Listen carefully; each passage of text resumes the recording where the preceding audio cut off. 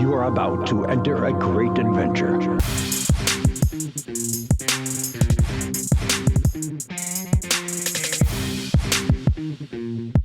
This is Starting from Gorilla. What's up, gentlemen, and good morning, afternoon, night, fucking whatever time you're listening to us. What's going on? This is Bobby with Strutting from Gorilla Crew. We got Mikey Cash, Big Vito, and welcome back to Matthew Manganelli. Big Mangs, welcome back. We are the four men in their 30s bringing to you the latest takes through the decades. But more than anything, we just love to talk about wrestling of yesteryear. But today, gentlemen, we are going to be bringing to you an update on the road to WrestleMania. So let's get it. Big Mikey, let's go. Yeah, let's go, man.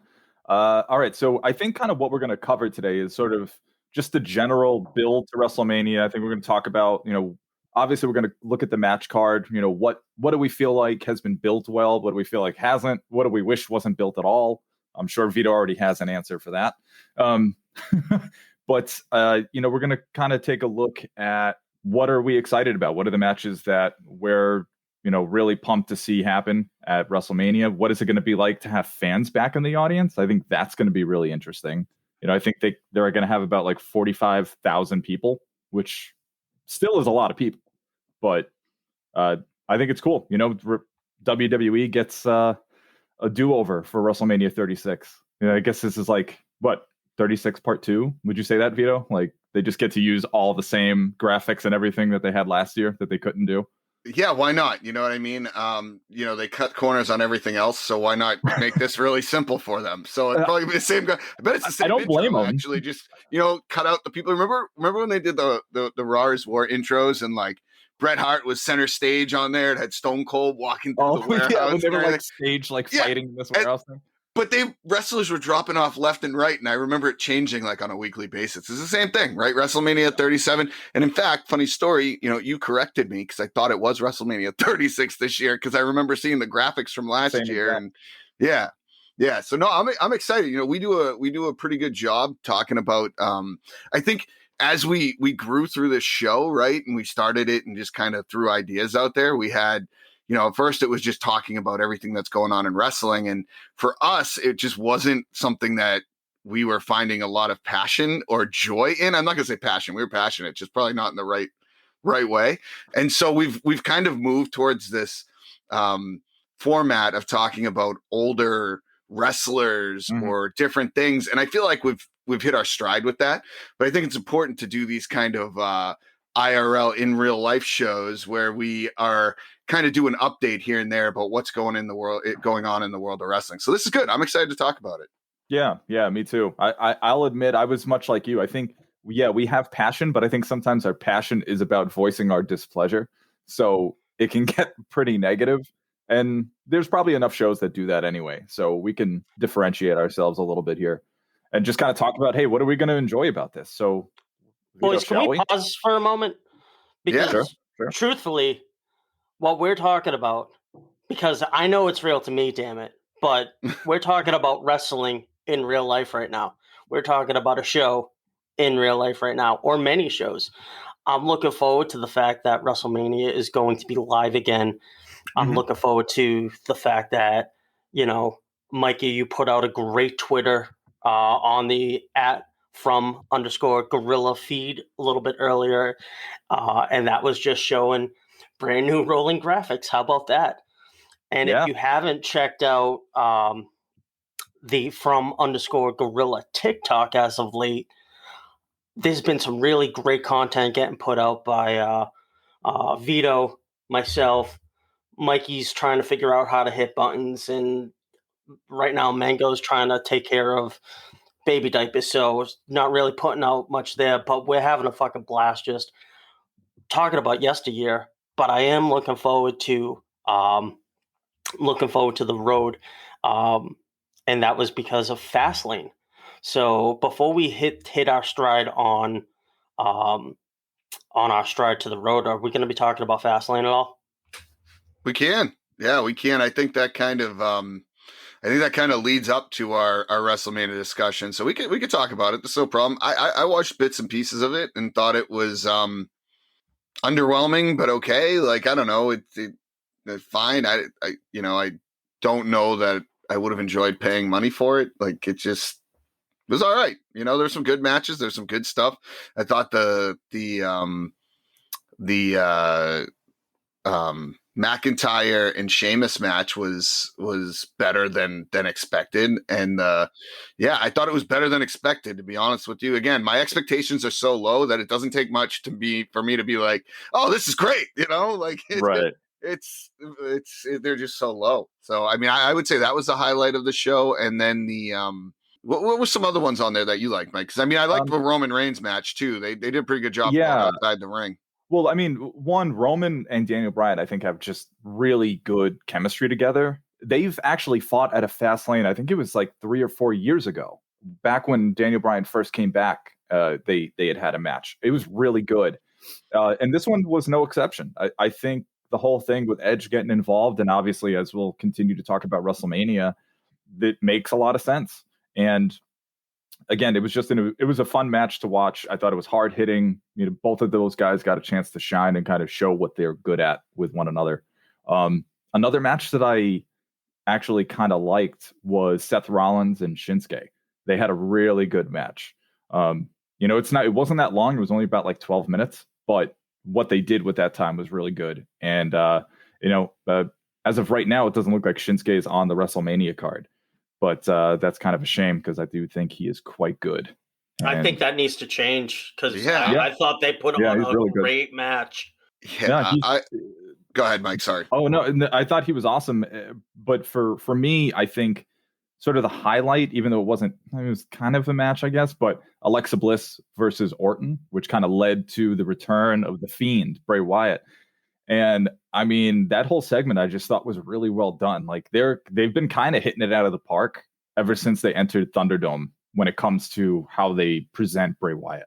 I think that's like their sweet spot, because I think when you're doing these kind of supernatural elements, like with the Undertaker, like years ago, they had like him and Kane were doing the fire and the lightning and stuff, and that was cool in front of a live crowd. But I think with the direction that they're taking the Bray Wyatt character, I think doing it in that kind of environment is more conducive to it looking better and just coming off better in terms of presentation. So I really enjoyed it.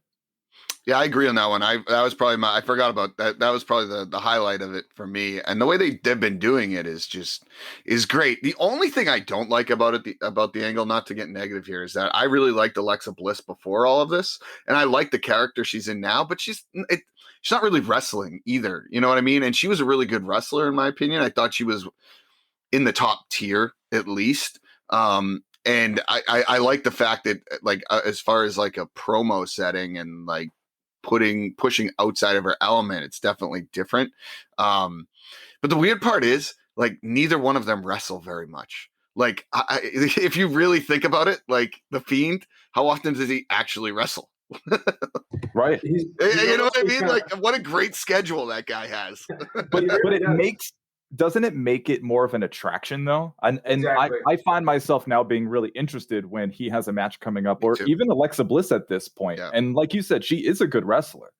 But I think now with what they've done with her character has made her infinitely more interesting to me. Yeah, agreed. No, that's a great point. That's a really great point. Mango, do you have anything to add on the Fiend? I know you were kind of a Fiend fan. I can't remember if I liked him or hated him. I've gone back and forth on him. Yeah, you're a flip-flopper. It's really interesting what you said about him. I am a flip-flopper. He doesn't wrestle a lot, which I think will make it very special when he does wrestle.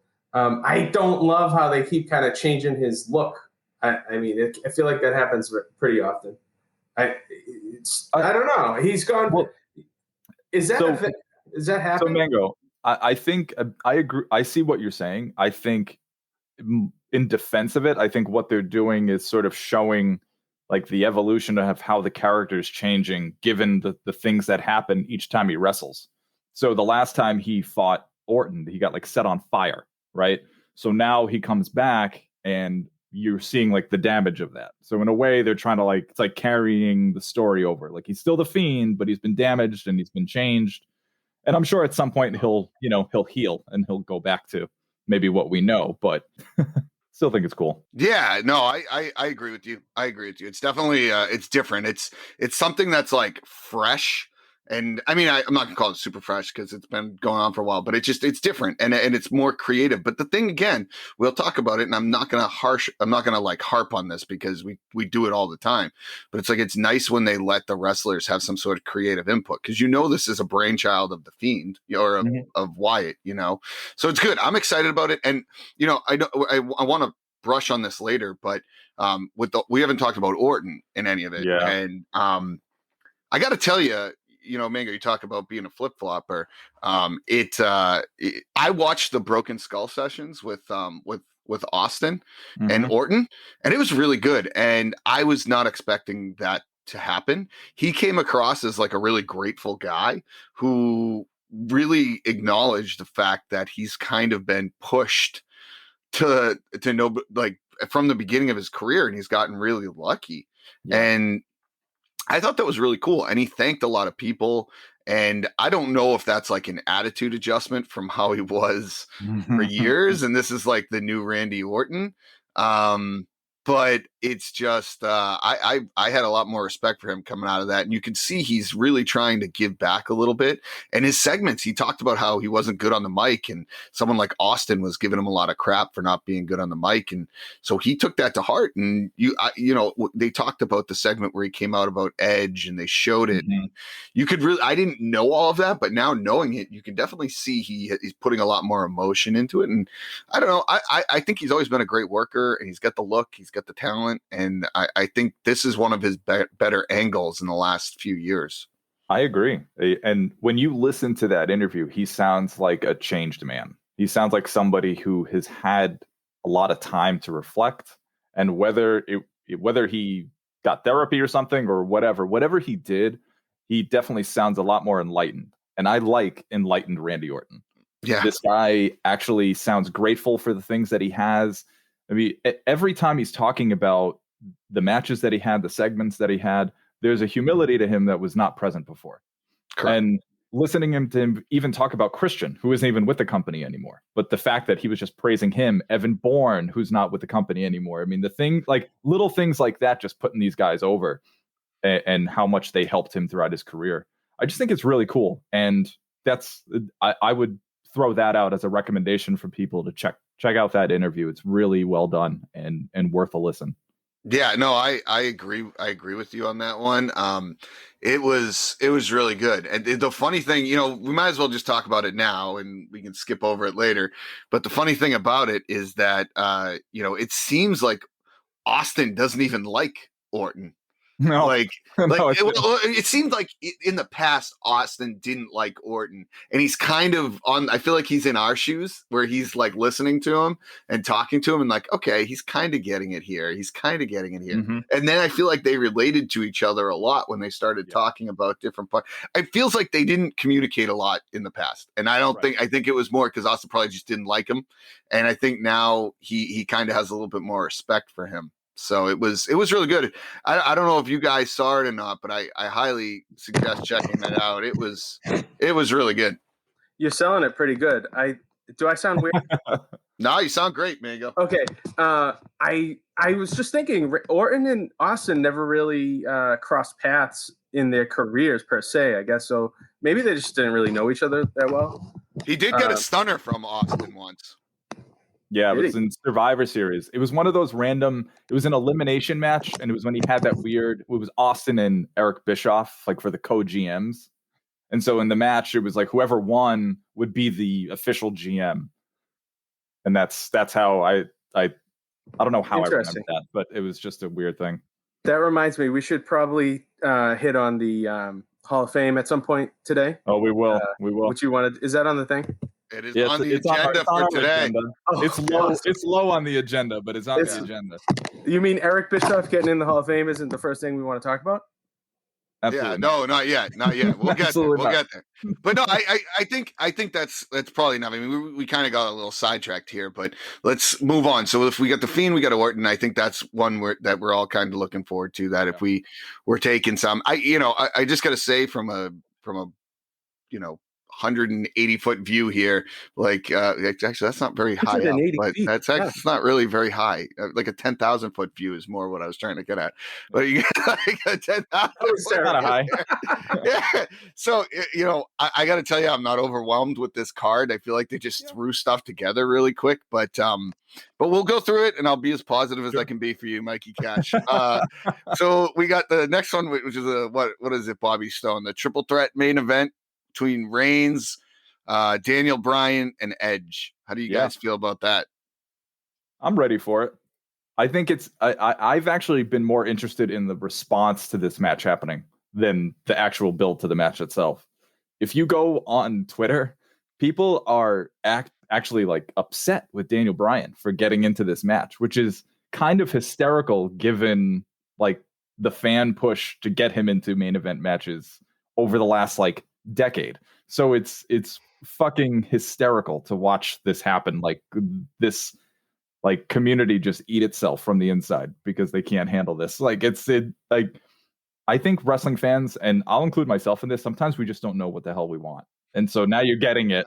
And you're like, what? I have nothing to complain about. I'm so used to hating everything. So I'm just going to hate this. But I think this is going to be a really good match.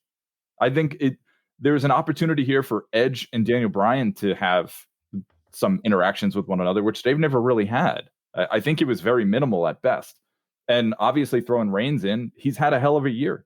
This is the one year I think many people have no problem with Reigns being in the position that he's in because he's been doing it so well. So I'm all for it. I'm looking forward to see how this plays out. I don't know if maybe Edge wins it, or does Daniel Bryan come away with the title win again, or does Reigns further solidify his place by now beating both of these guys? Who knows? So I was curious as to why this is still a part of the second night. I'm more so confused as to why it's a 2-night special, even still. If this is WrestleMania and we're trying to do a WrestleMania a brand, if it's starting to go back to its old view. Oh, it looks like go dive in. Well, so Bobby, to answer your question, I think it's WWE trying to address something that was presenting itself over the last several years, which was WrestleMania started to become like a 7-hour event. You know, when you were watching it, you know, we used to have those parties at my house, and nobody was able to actually stay the whole time because it was such a long match. It's such a long event, I mean. So I think in an effort for them to start addressing that, and I think this was a legitimate complaint among people, and especially even being there.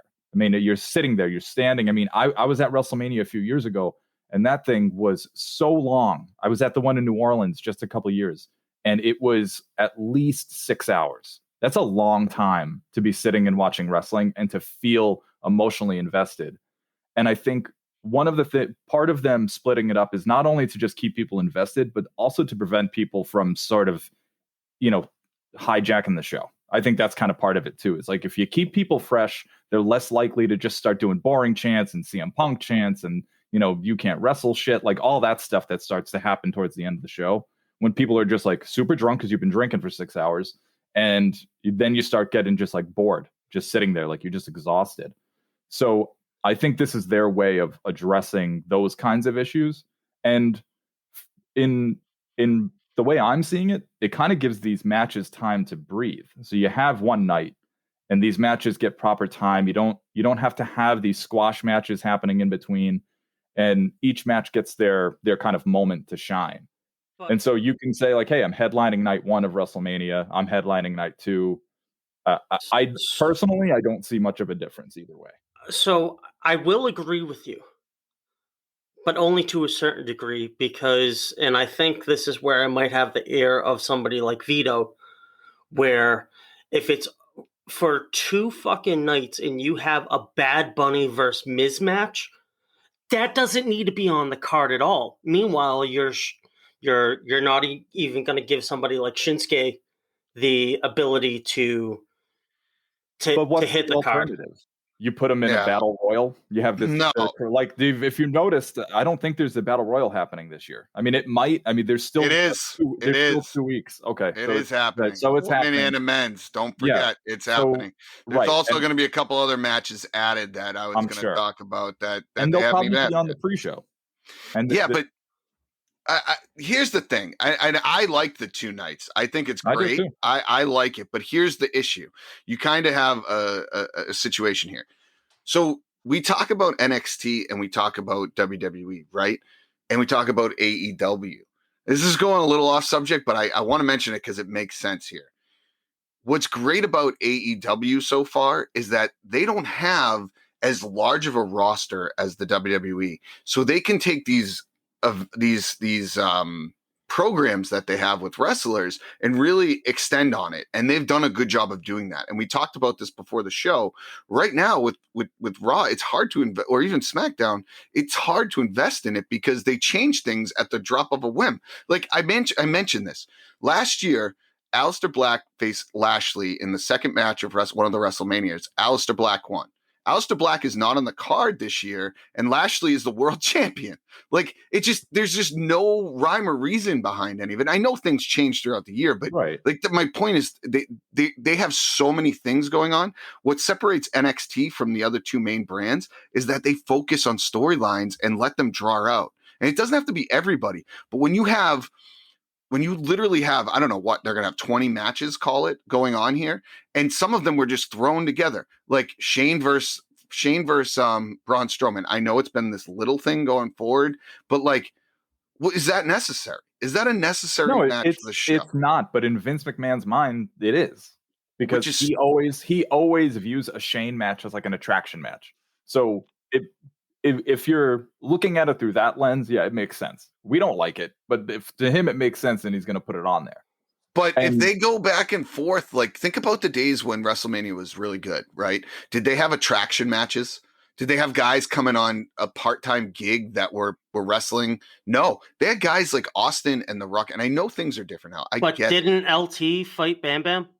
Mm-hmm. Yeah, but that was one attraction match. That's fine. I understand that. But now you have Bad Bunny. You got these guys that are in here that they're leaving people off the card, and they're wondering why ratings are going down. And it's because they're not letting these guys build up to be wrestlers. And these wrestlers are getting frustrated with it. And look, this is my only negative point because I don't want to go down this road. I want to talk about the positive parts of this. Mm-hmm. But I personally like the 2 days because for me, it's a break. I can look at what's going on for a couple hours, and I don't have to spend 8 hours watching 80% garbage, really. So without a doubt, I think the only thing that I was trying to drive home with that question was the fact that WrestleMania has gotten so big that it is now taking on 2 days. But if it's supposed to be the creme de la creme, like, so are we still going to have another NXT takeover as well? Yeah. Okay. So that's a 2-night event now too. But that shouldn't be. That roster's small enough that it shouldn't be 2 nights. But look, I mean, I can show you guys the card for that. It actually looks good. It's going to be good. Yeah. It's going to be great. I mean, you have Tommaso Ciampa versus Walter for the United Kingdom Championship. You got the NXT Women's title, Io Shirai versus Raquel Gonzalez. You got a ladder match for the NXT Cruiserweight title. You're going to have a Gargano match on there. They're having night 1 is a gauntlet eliminator match, and the winner of that match faces Johnny Gargano on night 2, which I think is kind of cool. And then, of course, you have the unsanctioned match with Kyle O'Reilly and Adam Cole, and then the NXT Championship match, Finn Balor versus Karrion Kross. Dude, obviously, we're going to watch WrestleMania. I'm going to do it, and there's parts of it that I'm excited for, but on the whole, I'm way more emotionally invested in the TakeOver event. So, even though it's 2, Bobby, here one last thing I'll say about it. Think of it this way. WWE wants to own WrestleMania week. Look at the week of WrestleMania, the way these things are scheduled out. So you got Monday night on Raw. I'm unclear what's going to be on that Tuesday. But Wednesday and Thursday are the two-part NXT TakeOver event. And then you have Friday Night SmackDown, and then you got Saturday and Sunday for WrestleMania. That's purposeful. That's why they're also doing this 2 nights, so that they're owning the conversation every night of the week. Yeah, it's mutually beneficial to both the fans and WWE to have it on 2 nights, I think. Because I think no, you're right. You're right. Yeah. I just think it's a lot. I mean, I'm a wrestling fanatic, obviously, and we all are. It's hard for me to focus on what I'm going to be invested in here. Like what match is really pushing me to the edge. And I'll be honest, I didn't even know the NXT matches like that, but just listening to that card, I would much rather watch a lot of that than WrestleMania. Like, I'll be honest with you. I can't wait. And honestly, like that, I'm all for that. And in terms of what you were saying, Vito, about how do I approach all of this then? Because Bobby, I'm assuming you might feel the same way. Like, well, how do I do this? Like, how can I get up for all of this stuff? And maybe it's just picking and choosing. I know it sounds like kind of shitty considering how like we're a wrestling podcast, but you choose like what night do I feel like I can get the most invested in this, and I'm going to watch that night. And then later on, I could just watch it on demand and sort of just pick and choose what matches I want to check out. Well, I think my biggest thing is, if this is supposed to be WrestleMania is as big as the Super Bowl in terms of viewership globally, but you walk in, what needs to be the 3-hour pinnacle matches should be the 3-hour pinnacle matches, and then you should have subsequent, like what I enjoy about TakeOver is that you took over the night before as well. You also had the Hall of Fame, so you had the ability to take every night. So I like the fact that there's 2 nights. What I don't like is that if it's 2 nights, give me 2 nights of quality. Bad Bunny versus The Miz is where I really think you've missed the mark all the way through, because I think there's other matches that you could possibly have on there. Like, how is Uso not on there? There's a lot of other good talent that should be on there. And if you're going to make it 2 nights, then make it 2 damn good nights. Don't give me garbage. That's all I'm trying to say. All right, Bobby. Then I love it, Bobby. I love it, Bobby. Stop. Okay, I think we're all kind of saying the same thing, but not realizing we're doing it. So Bobby and Mike, I think, both mentioned Shinsuke not being on the card. Yeah. Is that true? Okay. That's right. But then Vito said Aleister Black was on the card last year. He's not on the card this year. And Bobby Lashley is now in the main event. And he was like a piece of shit last year, right? What the WWE is teaching us is that anything can happen on any year. So thank you. Shinsuke could be in the main event next year. Who knows? On night 1, night 2, they have to, and they also have to have enough time for all these guys. And you're also rewriting history, Vito. You're saying that back in WrestleMania 12, you think that the Skip Body Donnas versus Barry Horowitz match had a 1-year build-up? It didn't. You're a fucking liar, number one. Only the main event had a build-up. It's been the same the whole time. Hold on, Exactly. Hold on. Let's take a look at something here. Let's take a look at something, because I agree with you on that, Mango. No, think about this though. When we watched wrestling, right? Who was the draw? Like every time through the decades, there was always 1 or 2 wrestlers that were this giant draw. They don't have that in WWE. They really don't. I'm sorry. Roman Reigns is not even close to the draw that a John Cena was, that a Stone Cold was, or that a Hulk Hogan was. And I get it. Those guys don't come around all the time. But again, this is wrestling that is not real, that they focus on. And this comes back to creative. Those guys are just as talented. I'm telling you, they're just as talented. They're, if not more talented. I got to jump in on that, because here's the thing. When John Cena was around in main eventing, you were saying the same thing. So now it's just changed. No, I just didn't like John Cena. I still thought he was a good draw. But I think you don't like Roman Reigns that's what interferes with all of this. Is like, we don't think Roman Reigns can be the top guy because we don't really want it. No, so we're never going to really look at it. I'm happy. We're never going to be objective. See, I'm happy he's doing what he's doing, because he's much better this year, like you said, than he was last year. But why? Because they went with what was the guy, what the fans wanted. They let him go. Sure. But why aren't they doing that with other people? Like, that's what I don't get. It's like only these pockets of people. Like, think about Daniel Bryan was a pretty big draw when he was there. And again, is he going to be the type of person that Stone Cold or a Hulk Hogan was? Probably not. I mean, that was a time in wrestling when like all cylinders clicked for multiple reasons. It wasn't just Stone Cold. It's unfair to hold those guys to that standard, though. I'm not holding the guy. Hold the company to that standard. No, I will hold the company to that. The ability to do that. No, I will hold the company to that standard because I invest time and effort into it, and I do what you say. I pick and choose what I want to watch. But like, it becomes so frustrating when like there's just, again, I go back and I'm watching the Raws from 97, 98. And is it this perfect storyline? No, but they hold true with what they're doing. Like, I'll even put it this way: the announcers suck in WWE. They are terrible. He's going down the Bad Bunny rabbit hole. Anyways, okay, moving on. Pull out the rabbit hole. He was teetering on the edge this whole conversation. I was being good. So moving on. All right, go ahead, Bobby. So I guess I didn't mean to bring you all the way down that rabbit hole, Vito. So one, I will apologize, but two, fired up. Night one feels like the participation trophy, and night two is WrestleMania. That's all I'm trying to drive home. Yeah, you could be right. How they book it. The potential for Cesaro and Seth Rollins to steal the show on night one is very high. I think both of those guys. Yeah, are awesome. This is the first time Cesaro. So speaking of people getting opportunities, this is the first singles match Cesaro has ever had on the WrestleMania card. That is amazing. I'm pumped about it because it's been a travesty. I did not know that man has been booked. So, and to work with a guy the caliber of Seth Rollins, he's really good. So I think this has great potential. I think, obviously the Bad Bunny thing is going to be the Bad Bunny thing. Am I excited about the New Day versus AJ Styles and Omos? No, I could do without AJ Styles or Omos. Like, New Day could be fighting anybody else that's a legitimate tag team, and it would be much better.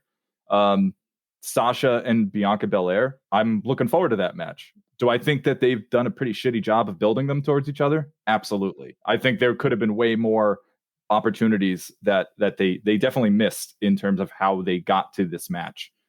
Lashley and McIntyre, I'm actually fine with. I think Lashley has sort of really proven himself over the last year, and speaking again to that point of kind of where he was on the card last year to now. And credit goes to the Hurt Business, one of the best things going right now on Raw. I mean, the way MVP is just, for lack of a better term, the MVP of like what he's been able to do with Lashley in terms of like mentorship and just even like being the mouthpiece. And Drew McIntyre, I mean, he's proven himself over the last year as well. I mean, he had one of the dubious distinction of having like the pandemic title award, like his whole reign was not in front of anybody. So that was really sad to see. But anyway, I think I kind of just went on a tangent. So should we get to night two? Yeah, can I touch on the AJ Styles thing though? Because I think there's three things that bother me like mostly about this card. No. I thought you meant just about this one match. Yeah. Listen, I don't know how much longer AJ Styles can be around, but I got to be honest. If you look at the wrestlers around today in any promotion, he's one of the top wrestlers around. It's no question. And unfortunately, like, he had a good run at the beginning, but like, I just think now he's so underutilized. Like, I think him versus Kofi Kingston, just in a singles match, Kofi Kingston would be awesome. But like, I get what they're trying to do. Maybe they're trying to add a couple more people, and maybe they will steal the show in that match. Cause this Omos guy, I can see the writing on the wall now. There's no way he's going to come in and put on this awesome match. So yeah, I bet it's going to be a Kofi Kingston versus AJ Styles steal the show type moment in that. The other thing that bothers me is the Kevin Owens, Sami Zayn thing. Like, again, they put on a great rivalry. They've done it in the past, but like, there was an interview with Kevin Owens like a week ago, and he wasn't even sure he was going to be on the card. And it's like, how do you go from having a great match against Roman Reigns to then not even know if you're going to be on the WrestleMania card? And it seems like they just threw this one together because they're like, oh, we've seen what they've done in the past. Yeah. But again, I don't have a problem with them going against each other, but the buildup could be so much better. I'm with you on that one. Better. Like Kevin I'm with Owens you. is so underutilized. It's like ridiculous. Well, And then the Sammy and Kevin rivalry was underutilized. I mean, 100%. a couple of years ago, what was it, 2016, 2017, where they would just have like this series of matches that were just hitting it out of the park, like one after another.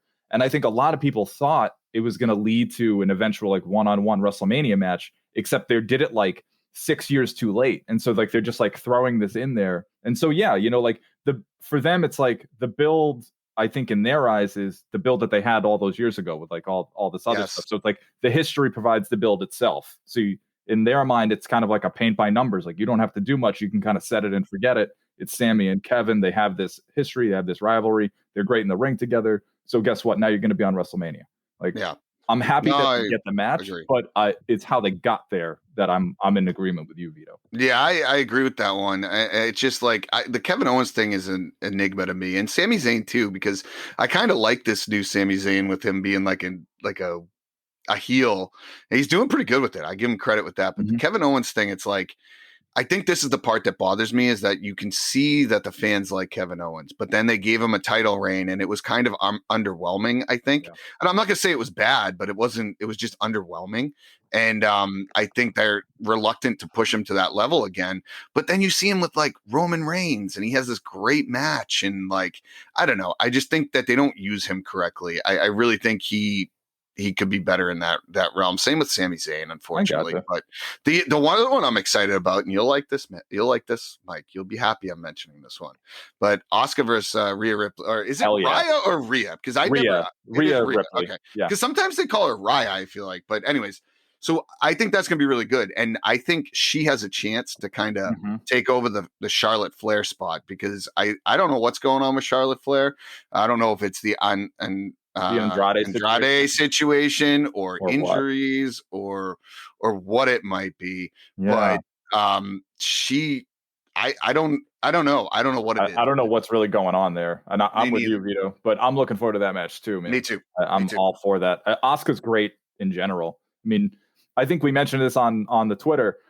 Like every match Asuka has with people, like in general, just shows how much better she is than her opponent, like leaps and bounds. So being able to work with somebody who is amazingly polished for as early as she is in her career.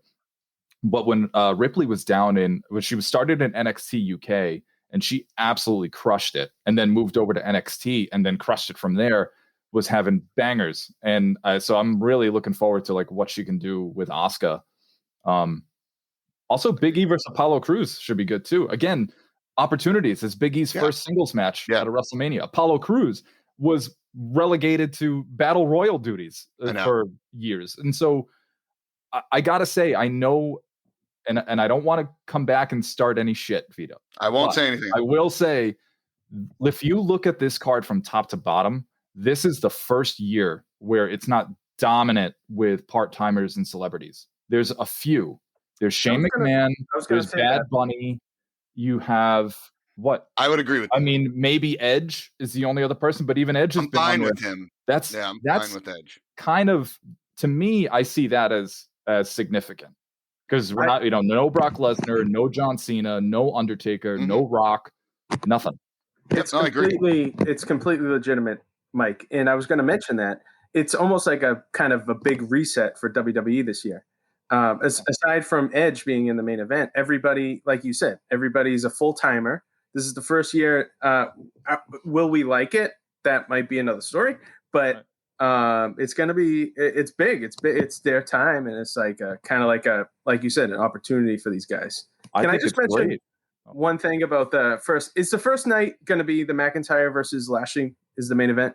That's the way it sounds. Yeah. Yeah.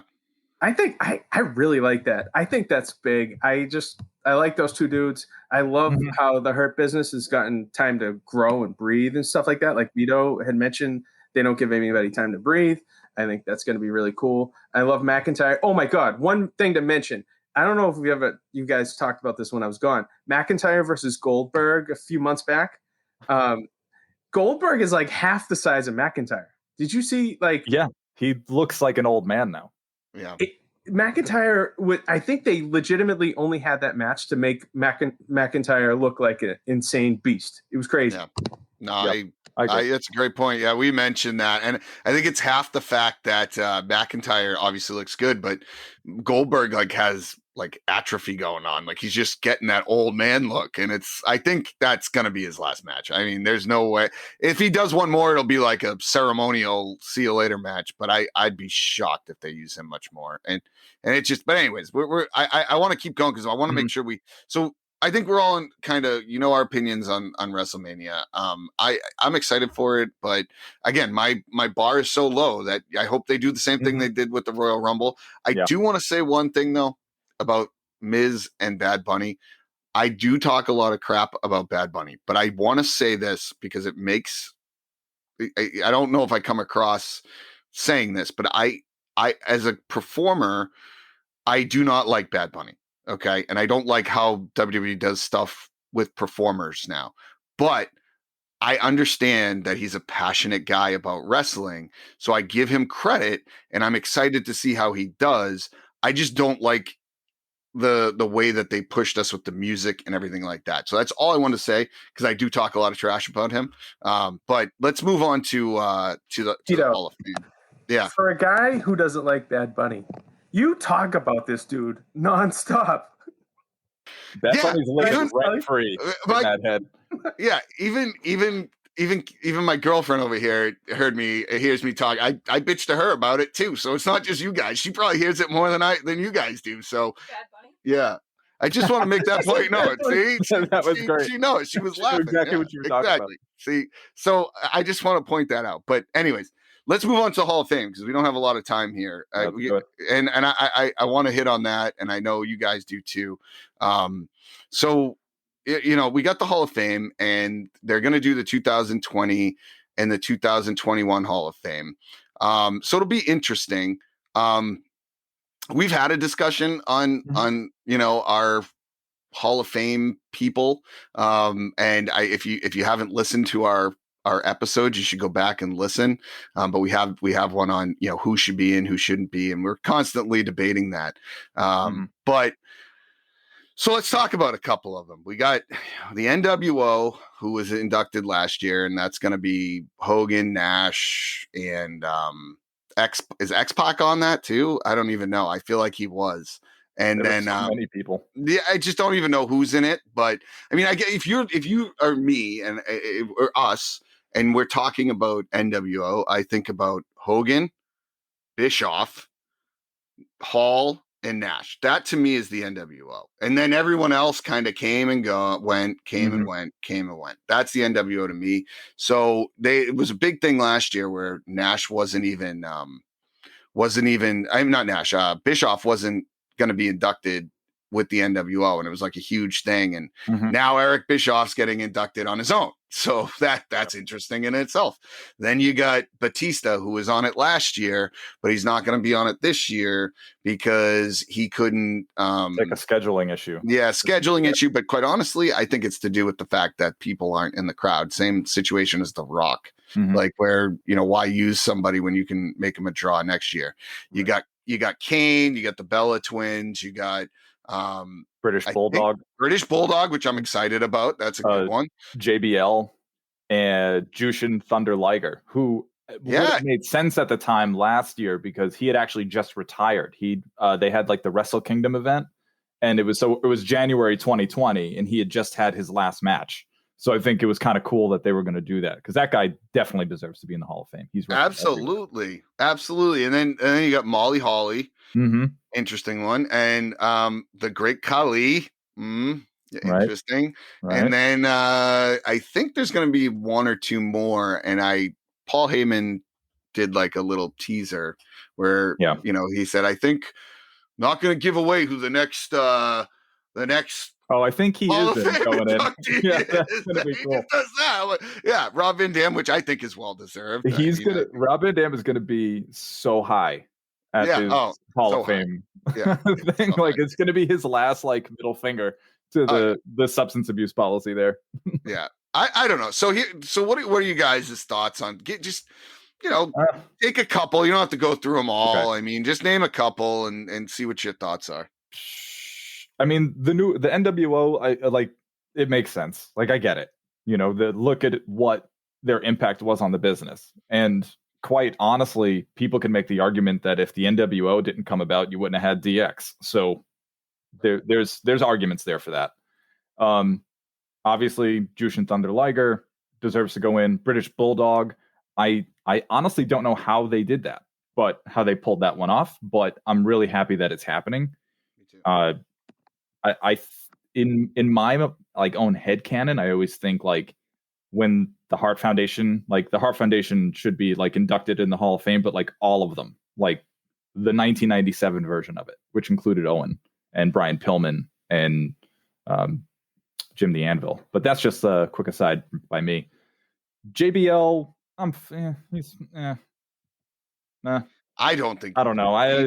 I'm gonna go back to Vader. If Vader's not in and Sid's not in, JBL should not be in. What did he? He had one run. I agree. He had one run where he was a champion, and honestly, it was the time that I hated watching wrestling at that point. Like he had some decent matches. Honestly, he was best in APA. It's not even a question, but JBL is an example of a guy who's just been hanging around, who's like I don't know if he's still doing like commentary or whatever, but he's at catering every week probably, and they're like, okay, we need another guy for the Hall of Fame. JBL, come on, man.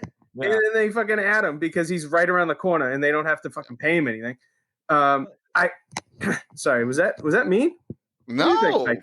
I mean, no, it's not you. I have my issue with it is, why do the classes have to be so big every year? I agree. Why not just choose one person? Because it doesn't make a lot of sense. It becomes like a really long event. Like, and if you're doing it the night before WrestleMania again, like I know they moved it around and now it's back to the night before. Like those guys got to get up the next morning. Like you can't be having these people for hours sitting there listening to speeches. It like doesn't make sense to me. Like Mikey, keep it like that's the less is more thing that they'll never do. But yeah, I know. Is it the night before WrestleMania? So now we're talking about. I think it's Friday. So it might be Friday night. It's Friday night. Okay. I know. So WrestleMania is when's Takeover happening tonight? Yeah. Wait, when's Takeover happening? Is that Wednesday and Thursday? Okay, yeah. So now, okay. Yeah. Yep. So then Friday, you arguably have SmackDown. Well, it's WrestleMania week. That's what they do. It's gonna be an they do it. And listen, if you're here's the cool thing though about WrestleMania and that they've done it this way is that if you're in the city that WrestleMania takes place in and you get awarded that bid, it's pretty cool because they do like a big fan interaction. Then they'll do Takeover. Then they'll do the Hall of Fame. Then they'll do WrestleMania. So it's actually kind of a cool bid to have. Which is really nice. I get from the fans' perspective, and for us, it's a lot, and there is a lot to it. But I agree with you, Mike, on the Hall of Fame part of it. Like they totally need to do something different. Like they need to have like 5 tiers or 3 tiers and induct one person from each tier or some award, and then have one like really good award that maybe they don't do every year. You know what I mean? Like, yeah, and the pool gets really thin because they keep doing so many classes every year. So now they're reaching out to these, peripheral guys which causes us to be like, well, why are they going in? There's no reason they've just been like throwing a ton of people in every year. It's like, let's have like 10 inductees. Like, all right, well, this is a little much. There's no reason you book yourself in. Listen, I'm all for having the Hall of Fame be a show because it deserves to be a show. Guys have done, wrestlers have gone through their whole lives to put everything that they had, including their families' lives at stake. It was their family livelihood to get to that point. I will only say this. The Hall of Fame is still a farce until it becomes a physical location. I agree. Right outside of New York. There needs to be an actual attraction. You have all that real estate. Half of their people are working remotely now. Yeah. Use the real estate. Figure out a way to make the Hall of Fame. And guys, for all of you who are listening to us right now, we do have a Hall of Fame episode that you can hear all about our thoughts about the Hall of Fame, you can actually go to struttingfromgorilla.com and check out all of our previous episodes. You can even check out Mikey's got a blog going there. You can check out some of the stuff from our Twitter feed. Go to struttingfromgorilla.com. It's brand new.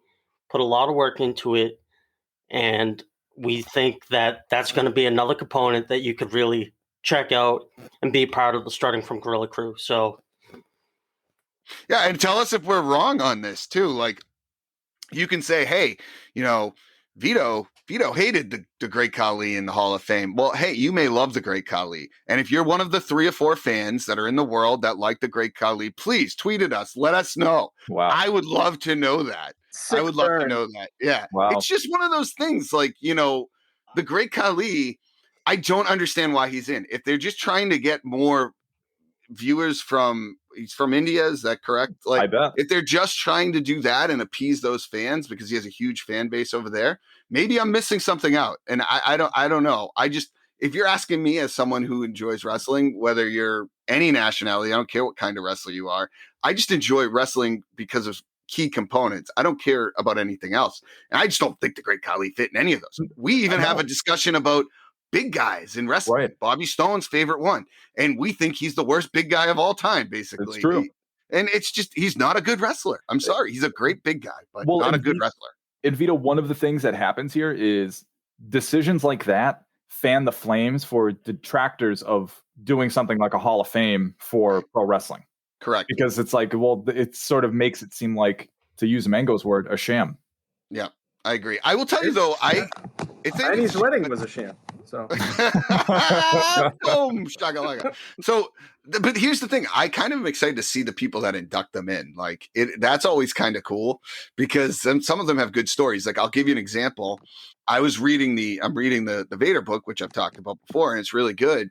There's a lot of stuff I didn't understand about Vader, but he inducted Stan Hansen into the Hall of Fame, right?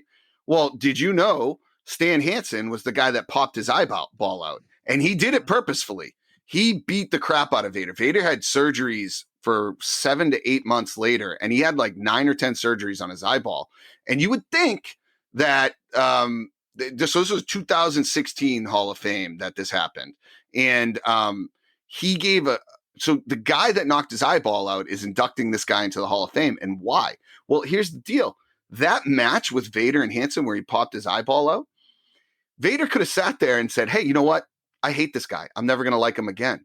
Well, they decided that it was better for their storytelling in wrestling if they continued to go and fight all around the world and use that storyline. And what happened? Both their careers took off. And so if it wasn't for that incident, Vader said, you know what, I could sit here and be pissed at this guy forever, or we can make amends and make some money and make this thing happen. And he took that route. And so now they were like best friends before Vader passed away, but they were very, very close. And I just thought that was a cool little, story that not a lot of people knew about. And I didn't know about it. I didn't even know who Stan Hansen was. But sometimes it's cool to see these guys. You go back, and now we have the network. You could check out some of their matches and see their stuff. So I always like the inductees, and I'm always curious to see who it's going to be. Well, interestingly, I think this is a good segue here because you just mentioned the network. So maybe we give like our last bit here is just talking about the Peacock transition and about several of the little articles of news that have come out about things that are getting edited out. One of them being Vince McMahon dropping the N-word, which makes perfect sense why they'd cut that out. Doesn't need to be in there. Wasn't good at the time, not good now. Another one was when Roddy Piper basically did blackface, but half of his face, and they cut out the whole match. I think there's some things that are going to make sense for them to cut out, and what we're going to start seeing is, I think, like a real kind of watering down of the history of the product, because I think a lot of that stuff isn't aging well. And with the way things are, and with Peacock's standards of practice or whatever it is, I think it doesn't bode well for us wanting to rewatch some of those old Attitude Era Raws and pay-per-views and stuff, because I think a lot of things are going to get cut out. Yeah, so I have watched a few of them. I've been on that run right now, and I don't know the Roddy Piper situation because I didn't see it, right? Like I don't want to speak to it because I don't know what happened. I really don't. I haven't seen it. Yeah. But I can tell you that there's a segment where DX comes out against and X-Pac wearing blackface, and so is Billy Gunn, and are they going to edit that out? Like, quite honestly, I bet they're going to. But here's the thing. They're going to. Here's the thing, though. Like, I get it. I do. I'm not. I don't want to turn this into a political argument at all because it's just not worth it. We've beaten that to death in the nation as it is. I just like when it comes to content of stuff that I enjoyed watching when I was younger, like and that I'm paying for. Like I just want to be able to choose what I want to watch and not want to watch. And if you're gonna edit it out, like certain things, I get but stuff happened. You know what I mean? Stuff happened during a different time, and like you don't have to watch it. Like no one's asking you to go watch it. It's not like they're airing it on TV. It's literally like if I had a DVD right now, I could go back and watch it if I wanted to. But again, we don't have DVD. I just want the disclaimer more than anything. Okay. I think this is probably a great time to introduce everybody to the WWE Stock Watch, and that is I don't know. It's probably $44, something like that. No, it's at $55. Oh shit! I should have bought it again. Why does it keep going up? This is the greatest stock advice segment of all time. Like, the guys, biggest rivalry right now is between Bobby Stone and whoever his stock guy is, because he just keeps going back and forth on this. Long form storytelling. When will Bobby pull the trigger and actually buy the stock? You should have bought it at 37. I didn't, and now it's at 55. So kill me twice. But I will say there'll be a decline once again once we choppy the Peacock. Once they go through all of the editing and the Peacock is all. Just throw me a disclaimer. That's all I want.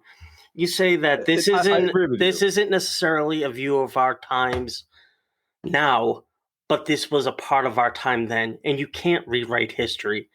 It was what it was. It did happen. So instead of trying to fade it out and rewrite it, learn from it. Yeah, it's like the blood incidents, right? Like, you know, they have to like put on, they make them black and white now. Like it just, no, like that's not what it was. And I get it. It may not be the way it is now, but you don't have to watch it. They're not airing it on a television channel that you're forced to watch or anything. Like you are literally picking segments that you want. So but that's also, my thing of it. But Vito, you can't forget, and we always forget this. I think as trending from Gorilla people, the main people who watch this are like 6 years old. So like a 6-year-old are going on and learning about blackface and all this stuff. It's like, yeah, that's true too. Even with a disclaimer, that's a tough one to explain. We forget that. I mean, we're in our 30s and we still love it. But not a lot of people are in 30s. That's the thing I don't like about like the women's wrestlers being so sexy. I'm like, these people watching this are 5 years old and they're being subjected to these very sexy women. Oh yeah, but again, I'll go back to when we were younger. Like, bring them on. Do you want to see pictures in my room? I had posters of all the centerfolds in the WWE magazines, and I was 12 years old. I loved every second of it. But again, different generation, different time. I get it. I understand. And as you get older, things change for you. You evolve, and so you can. There's plenty of things that you go back and you watch now, and you're like, well, that was pretty awful. Like that did not age well, and like you kind of cringe a little bit. So like I can understand them trying to, in their minds, avoid the cringiness of it and be like, we can't fucking have that. Like, like you said, Mango, like possibly you're going to have like a 6-year-old like watching this thing. And you're like, all right, well, there was a disclaimer, and well, I think you could do probably like parental editing stuff too. Like if they don't want certain stuff, like all of it's rated segment. Like it's only, hey, you only have access to like whatever the TV ratings are, and they rate them all. If they are not correct in the time, rate them differently and do it that way. And I mean, who knows what's going to happen Yeah, once this let's is see what all on there. And once it's even on, they could change it up, because there were things that weren't edited in WWE Network before that became edited later, and vice versa. So it's like, who knows? Like, that's the thing. Like, we're kind of accepting a lack of control here. Like, we have no. Sorry, Mango, go ahead. I'm sorry to interrupt you. I want to let you know I have a 1 month old upstairs who I'm going to let watch wrestling when she gets older. But I have to go, guys. I'm sorry. I love you. All right. See ya.